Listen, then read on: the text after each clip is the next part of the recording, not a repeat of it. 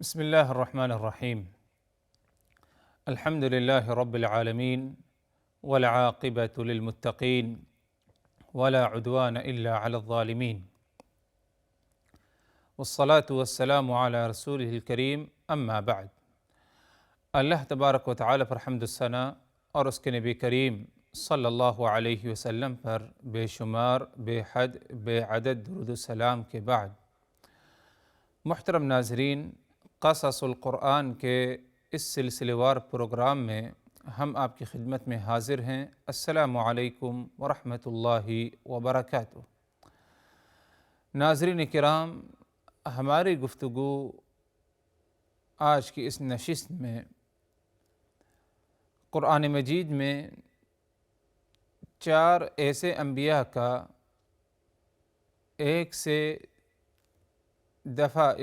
دفعہ سے زیادہ ان کا ذکر آیا ہے، غالباً 2 دفعہ، لیکن ان کا کوئی خاص تفصیلی قصہ اور کوئی خاص داستان ان کے بارے میں ذکر نہیں، صرف اتنا ہی بتایا گیا کہ یہ اللہ تبارک و تعالیٰ کی طرف سے کیا ہے، انبیاء اور پیغمبر تھے۔ یہ 4، نمبر 1 ادریس علیہ السلام، نمبر 2 ذوالکفل علیہ السلام، نمبر 3 الیاس علیہ السلام، اور نمبر 4 الیسع علیہ السلام۔ یہ 4 انبیاء کرام جن کا ذکر قرآن مجید میں آیا ہے، لیکن کوئی خاص ان کی داستان کی تفصیل اور ان کا قصہ بیان نہیں کیا گیا ہے، صرف ان کا نام ذکر ہوا اور اشاراتاً بتا دیا گیا کہ یہ اللہ تبارک و تعالیٰ کی طرف سے پیغمبر اور رسول تھے۔ ان میں سے پہلے کا ذکر کیا جائے جنہیں ادریس کہا جاتا ہے۔ ادریس اللہ تبارک و تعالیٰ کے انبیاء کرام میں سے ایک نبی ہیں۔ ادریس علیہ السلام کا قرآن مجید میں 2 مرتبہ ذکر ہوا ہے۔ پہلے مقام پر سورہ انبیاء اللہ تبارک و تعالیٰ نے فرمایا وَإِسْمَاعِيلَ وَإِدْرِيسَ وَذَا الْكِفْلِ كُلٌّ مِّنَ الصَّابِرِينَ وَأَدْخَلْنَاهُمْ فِي رَحْمَتِنَا إِنَّهُمْ مِنَ الصَّالِحِينَ۔ اسماعیل، ادریس، ذوالکفل، یہ تینوں کل من الصابرین، یہ تینوں صبر کرنے والوں میں سے تھے۔ وَأَدْخَلْنَاهُمْ فِي رَحْمَتِنَا، اور ہم نے ان تینوں کو اپنی رحمتوں میں رکھا۔ اِنَّهُمْ مِنَ الصَّالِحِينَ، یقیناً یہ تینوں صالحین میں سے تھے، نیک لوگوں میں سے تھے۔ اس آیت میں اللہ تبارک و تعالی نے نبی پاک صلی اللہ علیہ وسلم کو، آخری نبی محمد رسول اللہ صلی اللہ علیہ وسلم کو خطاب فرمایا، اور اسی طرح تمام مسلمان بھی اس میں داخل ہیں۔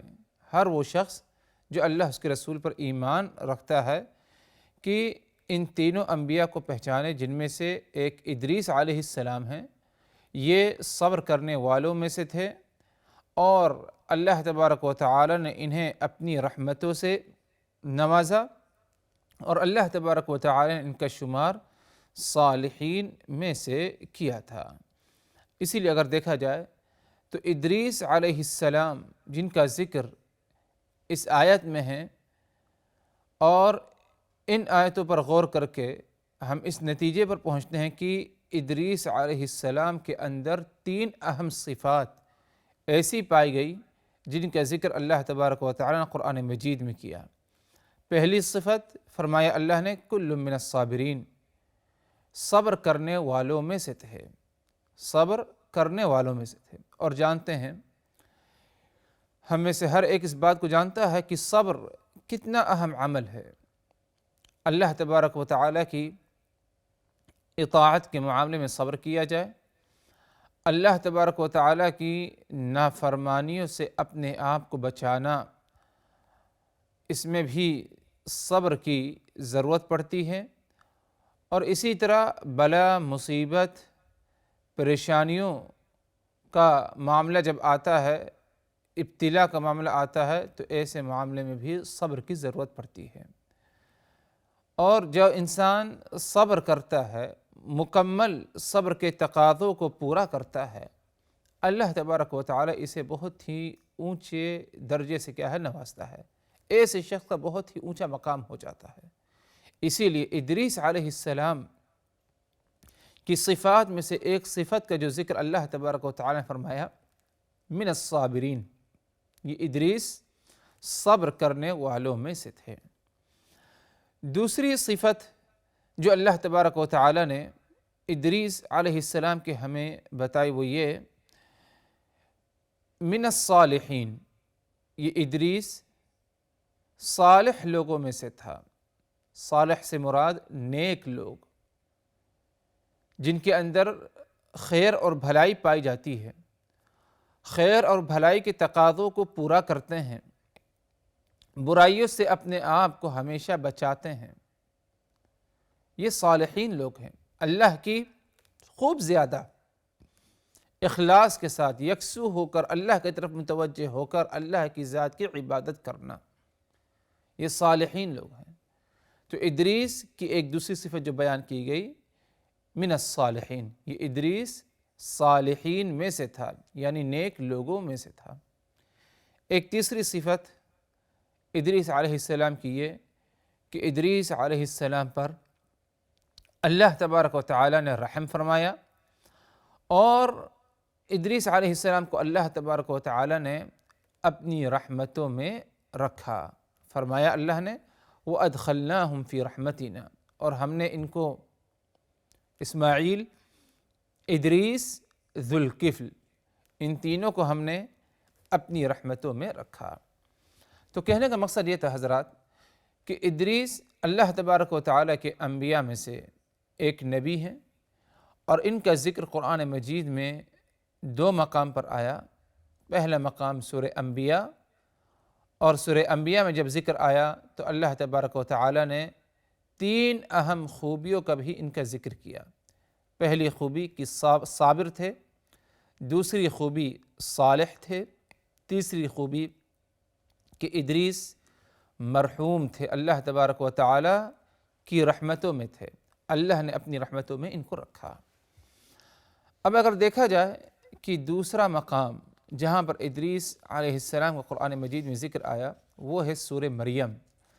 سورہ مریم میں اللہ تبارک و تعالی فرماتے ہیں وَاذْكُرْ فِي الْكِتَابِ إِدْرِيسَ إِنَّهُ كَانَ صِدِّيقًا نَبِيًّا وَرَفَعْنَاهُ مَكَانًا عَلِيًّا۔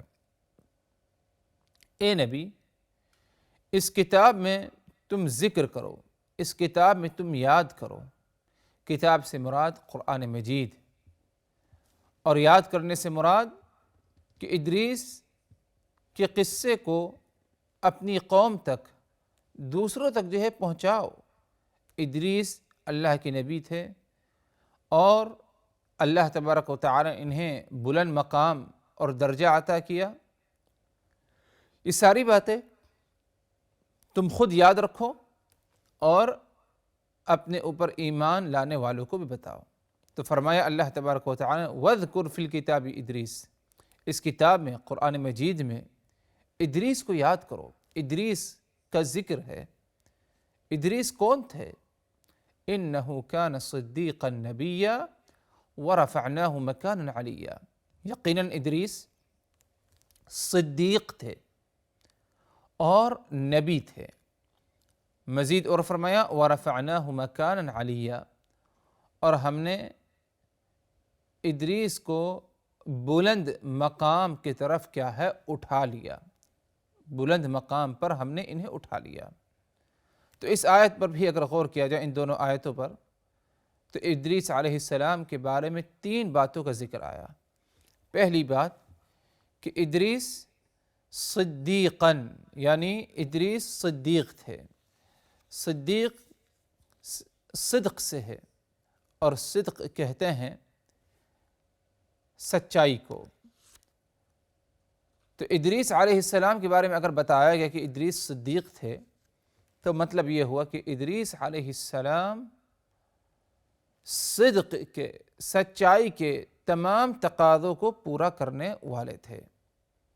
گویا کہ ادریس اپنی باتوں میں، گفتگو میں سچے تھے، اپنے اعمال اور اپنے فعل میں سچائی پائی گئی، اور لوگوں کے ساتھ سچائی سے پیش آتے تھے، دوستی، الفت اور محبت میں لوگوں کے ساتھ کیا ہے، سچائی اختیار کیا کرتے تھے، ہمیشہ ہر پہلو میں ان کے اندر یہ پائی گئی ادریس میں کہ ادریس صدیق تھے، ان کے اندر سچائی پائی گئی ہر معاملے میں۔ اور اسی طرح ادریس کیا ہے، نبی تھے، صدیق تھے۔ اللہ نے فرمایا انہ کان صدیقا نبیا، یہ ادریس صدیق تھے اور نبی تھے۔ اور ہم جانتے ہیں حضرات کہ صدیق کتنا اہم لقب ہے کہ اگر کسی کو کہہ دیا جائے، اسی لیے اس امت میں نبی پاک صلی اللہ علیہ وسلم کے بعد جو سب سے اعلیٰ درجہ مقام و مرتبہ ہے وہ حضرت ابو بکر کا ہے۔ حضرت ابو بکر کو کون سا لقب دیا گیا؟ ابو بکر کو لقب دیا گیا صدیق کا، اور کہا گیا ابو بکر کو امیر المؤمنین ابو بکر الصدیق رضی اللہ عنہ۔ بہت ہی اہم لقب ہے صدیق، اور بہت ہی کم لوگ صدیق کے مرتبے کو پہنچ پاتے ہیں۔ تو ادریس علیہ السلام کا اللہ تبارک و تعالی نے جب ادھر ذکر فرمایا سورہ مریم میں، تو بتایا اللہ نے انہ کان صدیقا نبیا، یہ ادریس صدیق تھے اور نبی تھے۔ اور قرآن مجید میں اللہ تبارک و تعالی نے یہی دو صفات سے ابراہیم علیہ السلام کا بھی ذکر فرمایا وَاذْكُرْ فِي الْكِتَابِ ابراہیم انہ کان صدیقا نبیا۔ آپ ابراہیم کا ذکر کریے، ابراہیم کو یاد کریے، وہ بھی صدیق تھے اور نبی تھے۔ تو سورہ مریم میں جب ذکر آیا ادریس علیہ السلام کا، تو ایک صفت ان کی بیان کی گئی کہ یہ ادریس صدیق تھے۔ دوسری صفت نبیہ، کہ ادریس نبی تھے۔ تو ان کی نبوت پر ہمارا ایمان اور ہمارا یقین ہونا چاہیے کہ قرآن مجید نے خود بتایا ہمیں کہ یہ ادریس نبیہ یعنی نبی تھے۔ ایک اور بات جو سورہ مریم ہی میں ادریس علیہ السلام سے متعلق جو بتائے گی وہ یہ وَرَفَعْنَاهُ مَكَانًا عَلِيًّا، ہم نے ادریس کو بلند مقام پر اٹھا لیا۔ وَرَفَعْنَاهُ مطلب اٹھایا، مکاناً علیہ، مکان مقام، علیہ اوپر، اونچا، بلند۔ تو گویا کہ ادریس کو اللہ تبارک و تعالی نے بلند مقام پر اٹھا لیا۔ یہ بلند مقام پر اٹھانا، اس سے مراد کیا؟ اس میں اہل علم کا اختلاف ہے۔ اہل علم کی ایک جماعت نے کہا بلند مقام پر اٹھانے سے مراد کہ اللہ تبارک و تعالی نے ادریس علیہ السلام کو ویسے ہی اٹھایا آسمان کی طرف جس طرح عیسیٰ علیہ السلام کو اللہ تبارک و تعالی نے زندہ جسم کے ساتھ کیا ہے، اٹھایا۔ یہی معاملہ کیا ہے، ادریس کا تھا۔ لیکن اگر دیکھا جائے تو یہ کہنا اس طرح ادریس علیہ السلام کے بارے میں کہ اللہ نے ان کو زندہ اٹھایا آسمان کی طرف، یہ کہنا درست اور مناسب نہیں ہوگا۔ درست اور مناسب اس لیے نہیں کیونکہ اس پر کوئی واضح اور صحیح دلیل ہمیں کتاب و سنت سے نہیں ملتی، کیونکہ ہم جانتے ہیں کہ دینی تعلیمات اور دین سے متعلق معلومات حاصل کرنے کا جو مصدر ہے وہ صرف دو مصادر ہیں۔ پہلا مصدر کتاب اللہ اور دوسرا مصدر ہے سنت رسول۔